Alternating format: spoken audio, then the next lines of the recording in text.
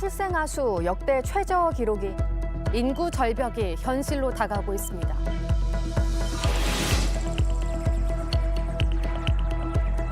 일을 해야 되는데 만약에 아기를 낳아야 되면은 커리어적으로 단절이 되고 사람을 만나고 결혼하고 자리를 잡기까지 사실 제일 필요한 게 돈이잖아요.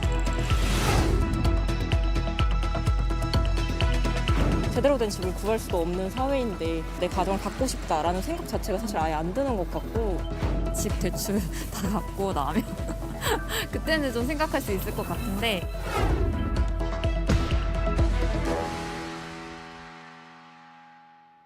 네, 국민채점단의 평가 결과를 발표하겠습니다. 오늘은 후보들의 저출산 대책을 평가했습니다. 출생아 수는 줄고 있고 젊은 층이 짊어져야 할 복지 비용 부담은 커질 듯합니다.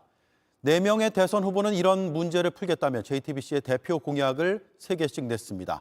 온라인 패널 약 1,000명이 약 하루 동안 점수를 매겼습니다. 이번에도 후보 이름을 가리고 공약만 평가했습니다. 그 결과를 지금 공개합니다.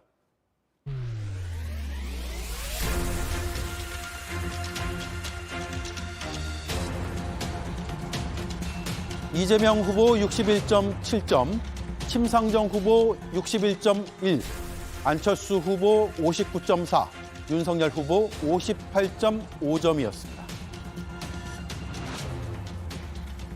네, 점수들이 좀 비슷비슷합니다. 민심연구소에서 자세히 짚어보겠습니다. 최승훈 기자, 이재명 후보의 공약이 다른 후보들보다 조금은 더 높은 평가를 받았군요.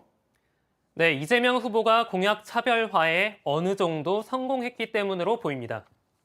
그렇군요. 자, 차별화하면 어떤 내용이 좀 달랐습니까?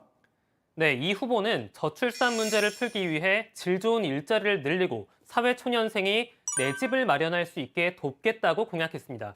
신혼부부가 겪는 경제적 어려움이 저출산의 원인이라고 본 겁니다. 자, 그러면 다른 후보들이 낸 공약은 어떤 게 있죠? 네, 윤석열, 안철수 후보는 임신과 출산, 보육 그 자체를 돕겠다고 약속했습니다. 그런데 최근 집값이 워낙 많이 오른 데다 좋은 일자리를 구하기도 예전보다 많이 어려워지지 않았습니까?